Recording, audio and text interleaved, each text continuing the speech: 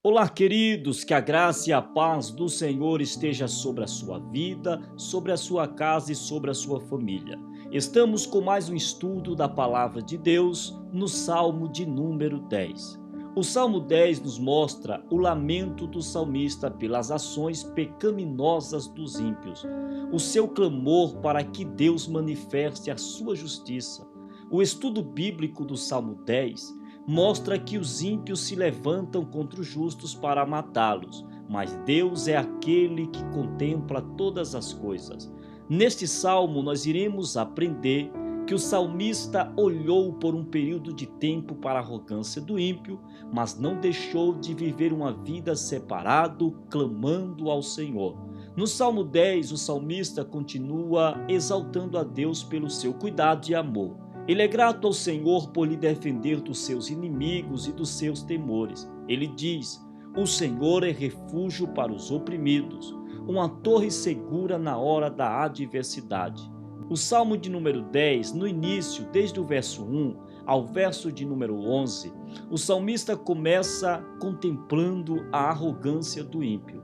O Salmo 10 começa com o salmista mostrando sua preocupação por uma aparente ausência de Deus diante da tribulação que estava enfrentando.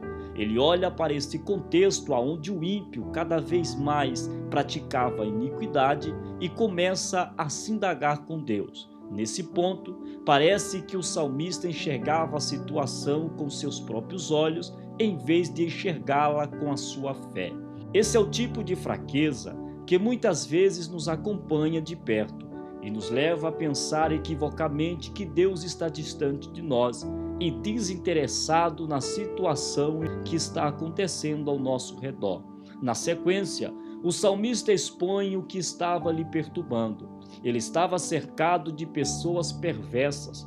Pessoas desse tipo são arrogantes, perseguem os necessitados, costumam a se gloriar em seus próprios desejos, são apegadas às coisas terrenas e blasfemam contra o Senhor. Essas pessoas chegam ao ponto de, em sua louca soberba, pensarem que não há Deus e que Deus não existe para eles. Aqui fica claro que a pergunta que estava ocupando a mente do salmista era: por que o ímpio prospera? E onde está Deus que não lhe atribui o juízo pelo seu mal? Em seguida, o salmista prossegue mostrando o retrato do ímpio como sendo uma pessoa prepotente e que não tem problema em declarar: jamais serei abalado de geração em geração, nenhum mal me sobrevirá. Mas é diante desse contexto que o salmista contempla toda essa maldade do ímpio. Ele decide clamar a Deus. Nos versos 13 aos versos 18, estamos diante de um clamor a Deus. Diante do quadro sombrio de feito dos ímpios nesse mundo, o salmista expressa o seu clamor ao Senhor.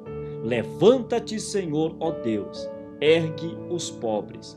A primeira parte desse verso é um grito de batalha que era bem conhecida dos israelitas. Podemos ver isso lá em Números 10, 35. O salmista tinha certeza de que em Deus havia poder e força suficiente para refrear os intentos dos ímpios e castigá-lo por seu mal. Então, logo depois, o salmista passa a destacar o caráter protetor de Deus, que não deixa os vulneráveis desamparados. O ímpio pensa que Deus não o vê, mas ele sonda todas as coisas. Por isso, o salmista ora para que Deus quebre o braço do perverso. Essa é mais uma expressão de que aponta para o poder de Deus. O Senhor é forte e suficiente para quebrar o ímpio que pensa ser imbatível. Por fim, o salmista conclui o Salmo 10 mostrando que seu desespero inicial havia dado lugar à esperança, quando ele passou a atentar para a providência de Deus. Então ele reconhece que o Senhor é Rei eterno, jamais esteve longe. Ele é aquele que fortalece e socorre os oprimidos, e a manifestação de sua justiça nunca falha. Sem dúvida, o Salmo 10 traz uma lição prática a todos os cristãos de todas as épocas e lugares. Este salmo convida o povo de Deus a encontrar encorajamento na providência do Senhor.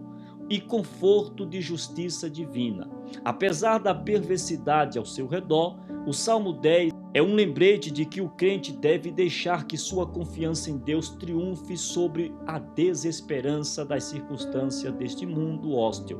O Salmo 10 nos mostra que, mediante um contexto de iniquidade e perversidade, nós podemos confiar em Deus e estar seguro diante da sua presença, clamando, adorando e vivendo na presença do Senhor, diante de uma geração corrompida e iníqua. Não se esqueça, você é o sal da terra e a luz do mundo. Neste mundo de pecado, você é um servo do Senhor, escolhido para fazer a diferença. Que Deus abençoe, em nome de Cristo Jesus, e eu te espero no Salmo de número 11.